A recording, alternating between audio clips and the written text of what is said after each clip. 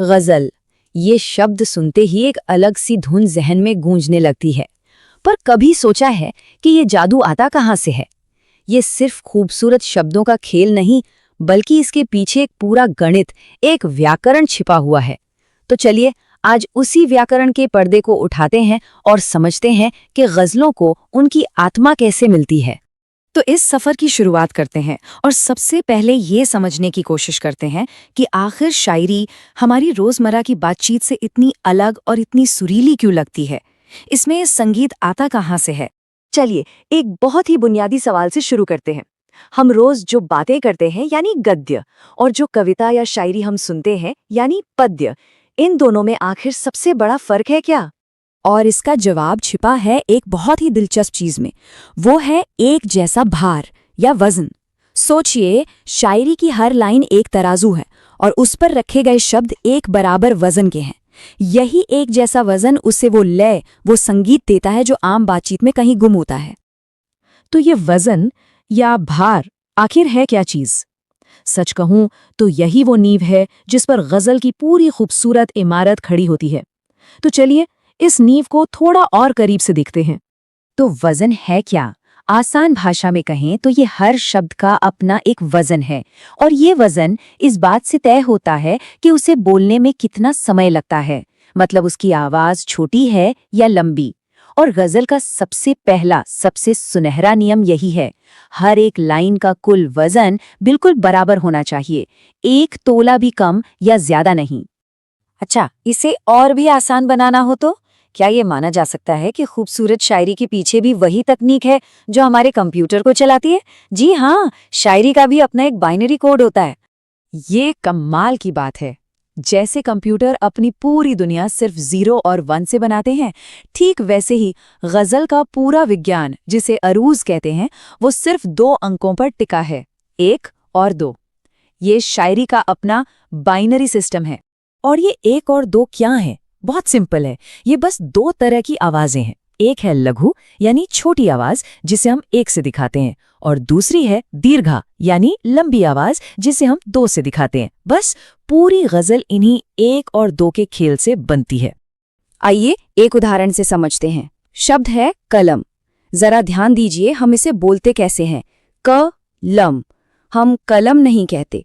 तो यहाँ क एक छोटी ध्वनि है, यानी इसका वजन हुआ 1, और लम एक लंबी ध्वनि है, तो उसका वजन हुआ 2। तो कलम का कुल वजन क्या बना? 1 और 2 यानी 1 2।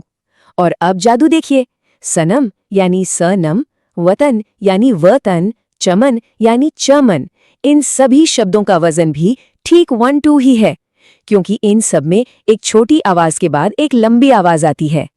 ठीक है, तो अब जब हम वजन की गिनती समझ गए हैं, तो एक बहुत ही जरूरी बात पर आते हैं।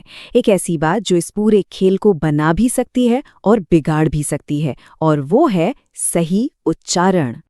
ये बात गांठ बांध लेने वाली है कि किसी शब्द का वजन पूरी तरह से इस बात पर निर्भर करता है कि हम उसे बोलते कैसे हैं। उच्चारण में जरा सी भी चूक पूरी पंक्ति का वजन और उसका पूरा संतुलन बिगाड़ सकती है। एक जबरदस्त उदाहरण देखते हैं। सही शब्द है असल, जिसका उच्चारण है अस ल। यहाँ अस लंबा है और ल छोटा, तो इसका वजन हुआ 2 और 1 यानी 2 1। लेकिन अगर हम इसे गलती से असल बोल दें तो वजन पूरी तरह पलटकर 1 और 2 यानी 1 2 हो जाता है। देखा, एक छोटे से उच्चारण के फर्क ने वजन को पूरी तरह से उल्टा कर दिया। ऑलराइट, तो अब हमारे पास वजन के रूप में बिल्डिंग ब्लॉक्स हैं, यानी 1 और 2। अब सवाल ये है कि इन अलग अलग ब्लॉक्स को जोड़कर एक खूबसूरत इमारत यानी गजल की धुन कैसे बनाई जाती है। यहीं से बहर का जादू शुरू होता है। तो ये बहर क्या है?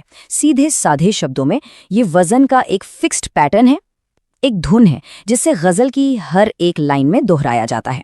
ये गजल का म्यूजिकल ब्लूप्रिंट है जो तय करता है कि गजल सुनने में कैसी लगेगी। इसे ऐसे समझिए, मान लीजिए आपके पास 1 और 2 के बहुत सारे सिक्के हैं। अब आप उन्हें अलग अलग तरीकों से सजा सकते हैं, जैसे 1 1 2 2 या 1 2 1 2। हर पैटर्न एक अलग ताल बनाएगा, एक अलग धुन बनाएगा। बस शायरी में आवाजों के इन्हीं पैटर्न्स को बहर कहते हैं। चलिए, अब थ्योरी बहुत हो गई, एक असली और बहुत मशहूर उदाहरण से इसे समझते हैं। ये लाइन तो जरूर सुनी होगी, 100 बार जन्म लेंगे 100 बार फना होंगे। ये सुनने में इतनी सुरीली इसलिए लगती है क्योंकि ये एक बहुत ही सटीक और खूबसूरत बहर पर बनी है। आइए अब इसे तोड़कर देखते हैं। 100 बार का वजन है 221, जन्म लेंगे का वजन है 1222 और फिर से 100 बार का 221 और फना होंगे का 1222। तो इस पूरी लाइन का पैटर्न क्या बना? 221 1222। बस यही इस गजल की बहर है, इसकी लय का सीक्रेट कोड। और यही तो कमाल की बात है, उस पूरे गीत या गजल की हर एक पंक्ति, हर एक लाइन बिल्कुल इसी 221 1222 के पैटर्न पर चलेगी। और यही एक जैसा पैटर्न उसे वो संगीत देता है जो सीधे दिल में उतर जाता है ना कमाल की बात?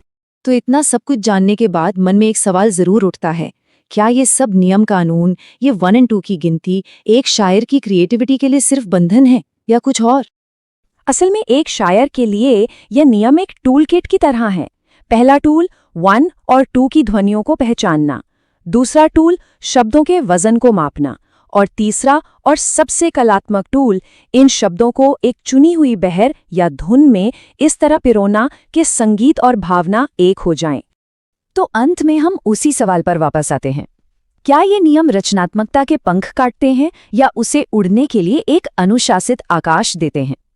शायद ये बंधन नहीं बल्कि वो धागा है जो शब्दों के मोतियों को एक खूबसूरत हार में पिरोता है। इस पर सोचिएगा जरूर, और अगली बार जब कोई गजल सुने तो उसके शब्दों के साथ साथ उसकी धड़कन को भी महसूस करने की कोशिश कीजिएगा।